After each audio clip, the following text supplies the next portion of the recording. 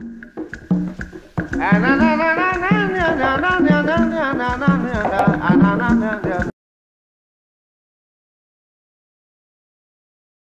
llamo Paul O'Connor.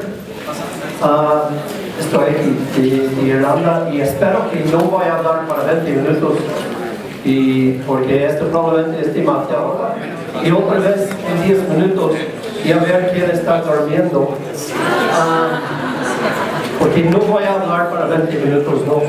Y con el español tampoco no puedo, no hablo como Raúl, creo, que estaba hablando antes. Es que no, el español para mí es muy difícil. Voy a hablar un poco sobre el contexto de nuestra ONG, dónde estamos, qué hacemos y por qué, y sobre todo sobre el papel de víctimas en el conflicto de Irlanda del Norte. Hemos tenido un conflicto en Irlanda del Norte desde hace 40 años, o tenemos un conflicto en Irlanda desde hace 100 años, o tenemos un conflicto en Irlanda desde hace 700 años, o 1000 años, depende de quién preguntas.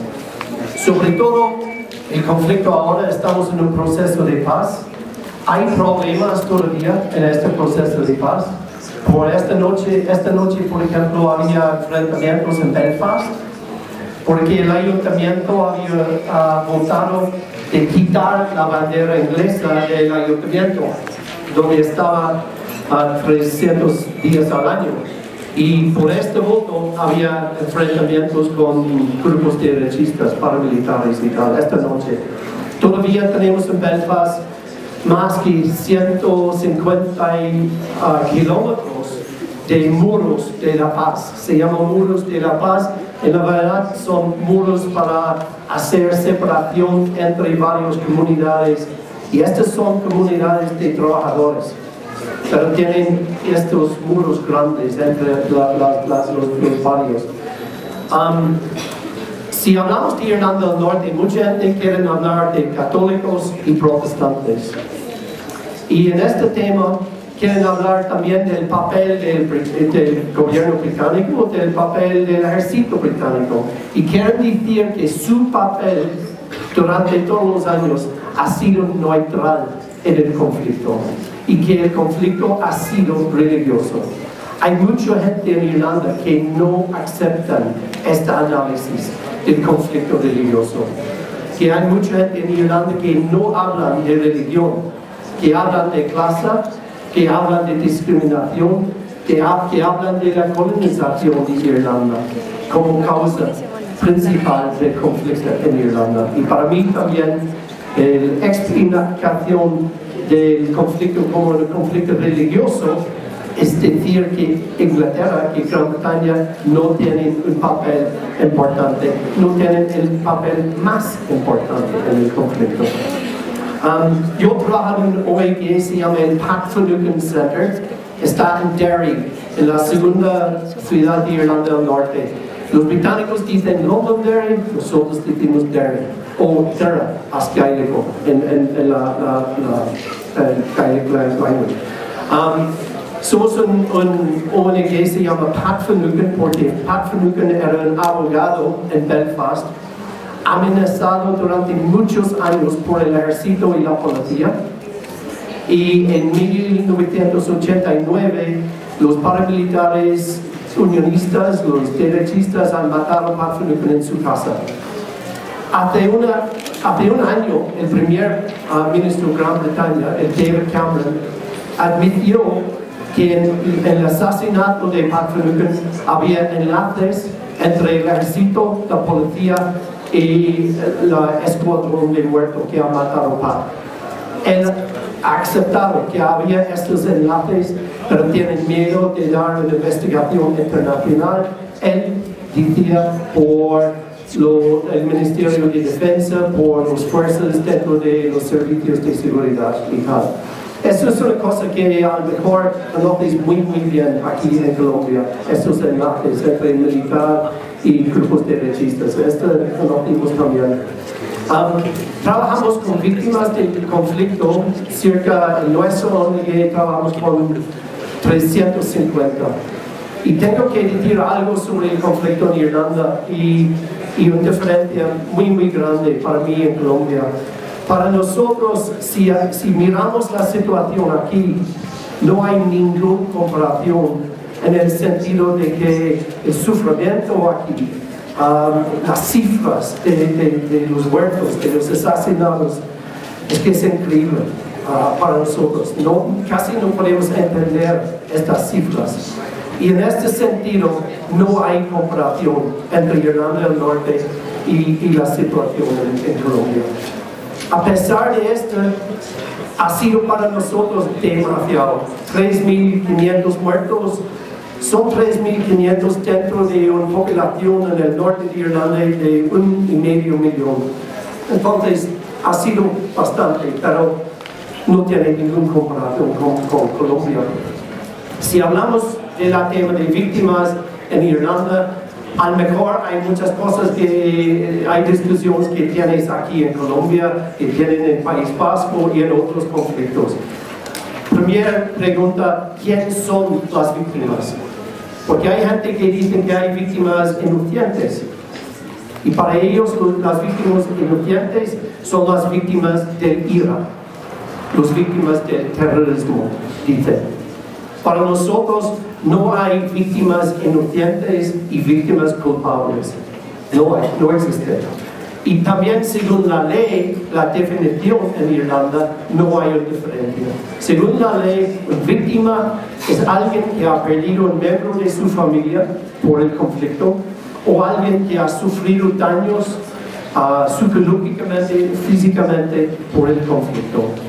Entonces, esta ha sido una pregunta y una discusión muy importante para nosotros. ¿Quiénes son las víctimas? Y tenemos que reconocer que hay gente que puede ser gente que no queremos, que son políticamente muy diferentes, pero sus familias también son víctimas. Por ejemplo, había un líder de los grupos paramilitares y estaba en el cárcel en Belfast. Y cuando estaba en el cárcel, otros presos republicanos lo mataron. Su familia está buscando ahora la verdad sobre este caso, cómo ha perdido su vida dentro del cárcel. Esta familia tiene el derecho a la verdad. Unga es una familia, esta persona ha sido un asesino. Pero tenemos que aceptar que todas las familias, porque no estamos hablando de los muertos, estamos hablando de las familias de los muertos. Todas estas familias son víctimas. Y es una discusión muy difícil también para nosotros, y supongo que también es una discusión muy difícil. Por ejemplo, presos. Los presos también son víctimas. Y es para alguna gente difícil de entender, pero las familias de miembros del IRA son víctimas. Los miembros de los grupos derechistas son víctimas. Las familias de los soldados británicos que han perdido la vida en Irlanda son víctimas. Y eso es la discusión que tenemos que hacer. Otra pregunta es, ¿hay agua? Voy a hacer esta foto dentro de pocos, ahora no puedes dormir, ¿no? Otra pregunta que me han dado antes de venir aquí es, ¿qué papel tienen las víctimas dentro del proceso de paz en Irlanda? Y hay varias respuestas. Una es que las víctimas tienen un papel muy importante, a un lado muy negativo. Porque hay víctimas que dicen, no puedes tener negociaciones con estos, no puedes hablar con esta gente. Toda esta cuestión de amnistía. ¿Necesitamos una amnistía o necesitamos que hay gente que tiene que volver al cárcel? Por ejemplo, en mi ciudad había el masacre del Domingo Sangriento. Y había una investigación judicial, un inquiry, un public inquiry se llama, se duraba 5 años. Y al fin de según el tribunal, claro, ha sido la gente ha sido asesinada por los paracaidistas del ejército británico y el primer ministro británico pedía el perdón por eso. Ha sido la primera vez en la historia de Gran Bretaña que el primer ministro pidió el perdón. No ha hecho en Kenia, ni Malasia, ni Aden, y nunca antes en Irlanda. Entonces ha sido un momento muy histórico. Y muchas de las familias dijeron, bueno, está bien, para nosotros está bien, ya tenemos justicia con porque esta ha sido un masacre hace 40 años. Hay mucha gente aquí que no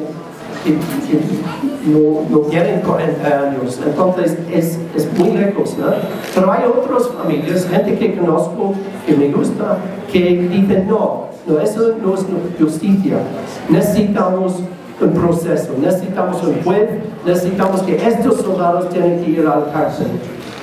Lo entiendo, pero eso también es muy difícil, porque el proceso de paz en Irlanda era un proceso de liberación de presos. Todos los presos del IRA, todos los presos de los grupos paramilitares salieron en la libertad, todo. No había nadie más. También con la ayuda de la comunidad internacional. Y vamos a tener un proceso de paz ahora cuando gente tiene que volver al cárcel. Y tampoco no podemos hablar de justicia como algo solo en un picnic. Podemos utilizar un poco y un poco no. No podemos decir que los soldados tienen que volver al cárcel, pero los miembros del IRA no. Entonces, son cuestiones muy difíciles, toda esta cuestión de amnistía. Entonces, ¿qué papel tenían las víctimas? Tienen un papel todavía muy importante en la discusión, pero también que a veces es muy negativo. Yo trabajo todos los días, cada día de mi vida, con familias que han perdido familiares en el conflicto. Pero tengo que decir, las víctimas no tienen siempre derecho. No, solo porque alguien ha perdido su madre, padre, hijo, no sé qué, eso no es decir que ellos tienen siempre razón. ¿Alguien quiere preguntar algo? No. Ok. Bueno, casi hemos hecho.